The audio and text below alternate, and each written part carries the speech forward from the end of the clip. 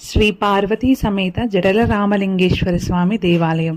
ఇది నల్గొండ జిల్లాలో అతి పురాతనమైన ఆలయాల్లో ఒకటిగా పేరుగాంచిన ఆలయం. ఇది నార్కటపల్లి మండలం చెరువుగట్టు గ్రామంలో ఉంది. ఇక్కడ ప్రధాన దైవం శివుడు. జడల రామలింగేశ్వర స్వామి వారి ఆలయం శ్రీ పరశురాముడు శివలింగాన్ని ప్రతిష్ఠించినట్లు ప్రతీతి. క్షత్రియ సంహారానంతరము తన పాప ప్రక్షాళన కోసం పరశురాముడు 108 శివలింగాలను ప్రతిష్ఠించాడని, అతడు ప్రతిష్ఠించిన 108వ శివలింగాల్లో 108 శివలింగాల్లో చివరి లింగం జడల రామలింగేశ్వర స్వామిదని స్థల పురాణం. నాటి నుండి నేటి వరకు ఒక సర్పం స్వామివారిని ప్రదక్షిణ చేసి వెళుతుండటం ఇక్కడి విశేషం. కొండపైన భాగాన 3 గుండ్లుగా పిలువబడే రాతి బండల మధ్యలో మరొక శివలింగాన్ని కూడా భక్తులు